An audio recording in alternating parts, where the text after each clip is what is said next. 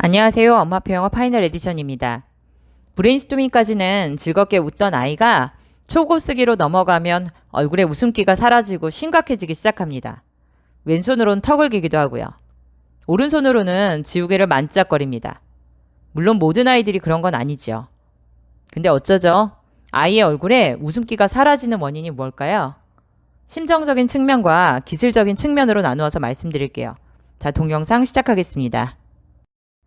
심정적인 측면을 말씀드릴게요. 아이나 어른이나 쓰기에 대한 일종의 두려움이 있지 않나 싶어요. 시간이 많이 걸리고요. 어렵고요. 쓴 다음에 비판이나 평가를 받아야 한다는 중압감 때문이겠죠. 아이가 이것을 극복하도록 하는 방법에는 어떤 게 있을까요? 제 경험으로는요. 글을 쓰는 것이 어렵다는 것에 대해서 공감을 표현하는 거예요. 그리고요. 어렵지만 연습을 통해서 보다 나아질 수 있다는 것을 알려주는 거예요. 더 나아가서 글을 잘 쓰게 됨으로써 얻게 되는 이점들을 설명하는 거죠. 전공법이에요. 왜 전공법을 쓰냐고요? 전공법 말고 어떤 방법을 사용할 수 있을까요? 사실이 어려운데 왜 아니라고 거짓말을 해요? 거짓말하면 어떤 문제가 생기냐고요?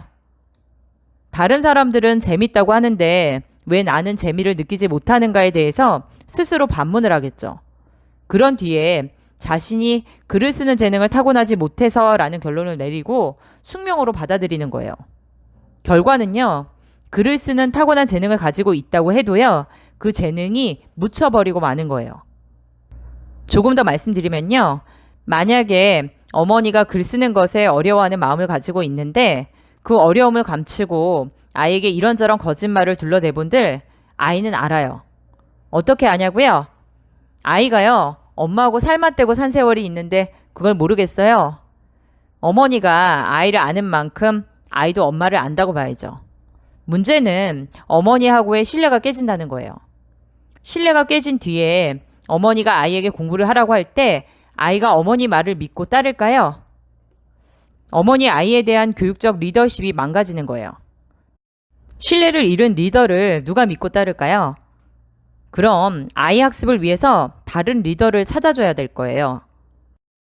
기술적인 측면에서 영어로 글쓰기를 주저하게 만드는 것은 적절한 단어나 철자가 기억나지 않았거나 자신이 쓴 문장의 구조가 적절한 것인지에 대해서 자신이 없었던 기억들이 아닐까 합니다. 기술적인 측면의 어려움을 극복하는 3가지 방법이 있습니다. 첫째는요. 이 동영상의 앞부분에서 아이에게 베껴쓰기와 받아쓰기를 시킬 것을 강조했었어요. 쓰기에 와서 베껴쓰기와 받아쓰기가 그 유효성을 보여주기 시작할 거예요. 아이가 철자를 쓰는 데에 있어서 자신감을 가지게 돼요. 더불어 단어를 하나씩 써나가기보다는 덩어리로 표현하는 방식을 취하게 돼요. 덩어리와 문장으로 받아썼기 때문이에요. 두 번째는요. 일기쓰기와 독후감 쓰기를 비교했던 부분에서 말씀드렸듯이 읽고 듣고 말해본 것을 쓰도록 하는 거예요. 반복을 통해서 단어나 철자, 문장 구조에 익숙하고 기억나지 않으면 원문을 베낄 수 있으니까요. 그리고 베낄 원문을 빨리 찾을 수 있으니까요. 마지막으로 어머니가 아이 주변에 있다가 모르는 단어나 철자를 물어보면 쓰기를 막 시작할 때에는 바로바로 대답해 주시는 거예요. 오죽 답답하면 물어보겠어요. 영어 교육적 효과도 중요하지만 아이 성질 나빠집니다. 그냥 시원하게 대답해 주세요. 초고 쓰기를 지도할 때 유의해야 될 것들이 있어요. 아이가 쓰는 동안은 철자 틀렸다고 지적하지 마세요. 아이가 물어보면 대답해 주되요. 틀린 철자를 어머니가 지적하지 마세요. 조금 강한 어조를 쓸게요. 쓰기 지도의 시작 과정에서 철자가 틀린 것을 자꾸 지적하는 것은 아이를 2번 죽이는 거예요. 한 번은 고민해서 써낸 아이의 마음을 찢어놓는 거고요. 2번째는 아이의 생각의 흐름을 끊어서 다음에 이어질 이야기들을 생각하지 못하도록 해서요. 명심하셔야 합니다. 쓰기를 일정 기간 지도했는데도 아이가 계속 철자와 단어 또 구문을 물어보면서 어머니를 귀찮게 하면요. 책의 원문을 찾아서 베끼도록 유도해야 돼요.